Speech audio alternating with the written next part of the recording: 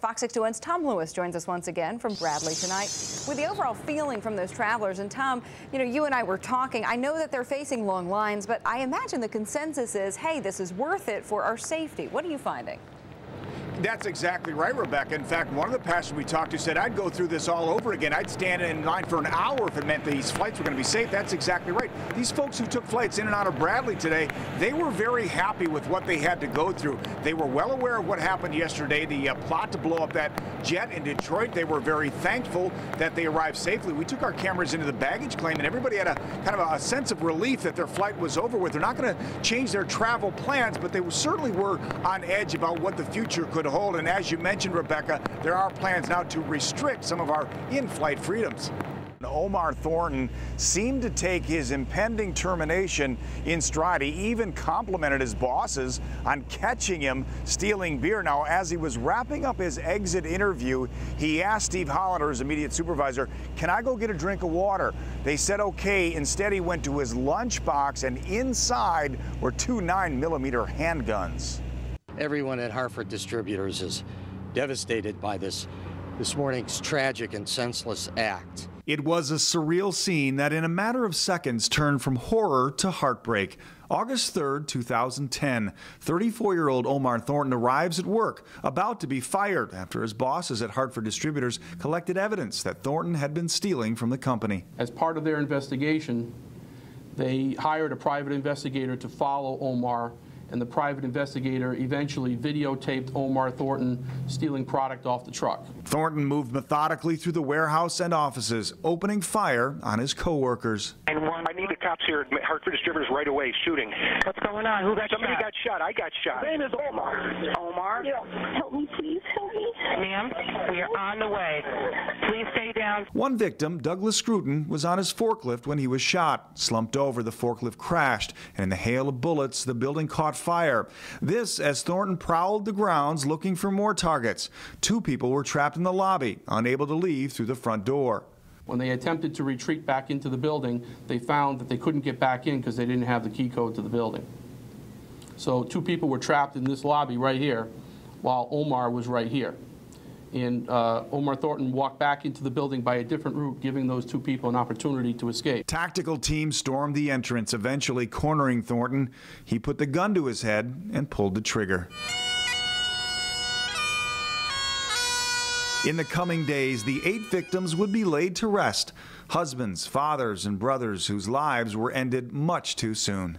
They were summer days that suddenly seemed so cold. 8 days after the massacre, the trucks once again rolled out, a statement of solidarity within the Hartford Distributorship family. And 1 year after the tragedy, a memorial to the victims is taking shape. It was the worst mass killing in Connecticut's history, the loss of innocent lives, but the birth of an indelible bond for those left behind. The hugging and the tears are plentiful, and we're all there to support each other.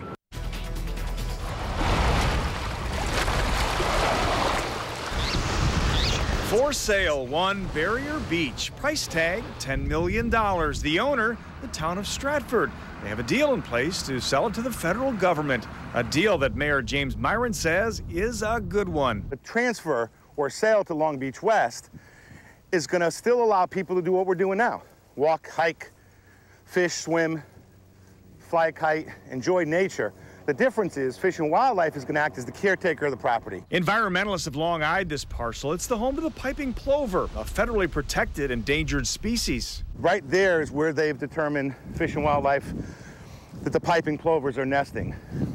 And as you can see by the cage area, there must be some eggs in there. But the real tug of war is over what the mayor calls a ghost town. Cottages that once were a summer paradise are now frozen in time. Some are in horrific repair or disrepair.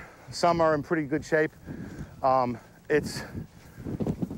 all dangerous. The beginning of the end was when this bridge on the Bridgeport side, known as Pleasure Beach, burned 15 years ago.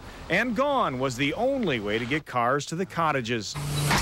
That, in essence, sort of started the whole process where the town determined it could no longer provide police, fire, and EMS services in a reliable or timely manner. So the leases were pulled and the cottage owners were told to vacate the premises.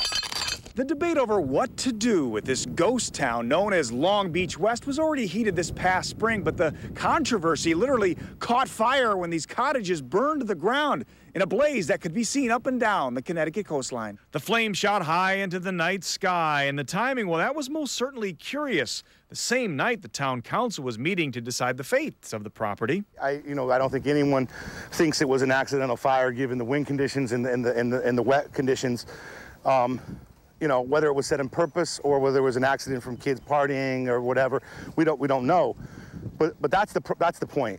Someone's going to get hurt. Someone's going to get killed. And full circle to why Mayor Myron says it's time to sell. Police and fire can only reach the land by boat or by a long walk along the barrier. God forbid a sexual assault or some other type of horrific crime, or a fire, or a heart attack. The town's ability to provide service, we know in the town of Stratford, we can't get out here quickly. For now, Stratford police do what they can to keep curiosity seekers out. But along the tall marsh, where the windsurfers sail in harmony with the piping plovers, many in town say it's time for Mother Nature to get help from Uncle Sam. In Stratford, Tom Lewis, Fox 61 News at 10.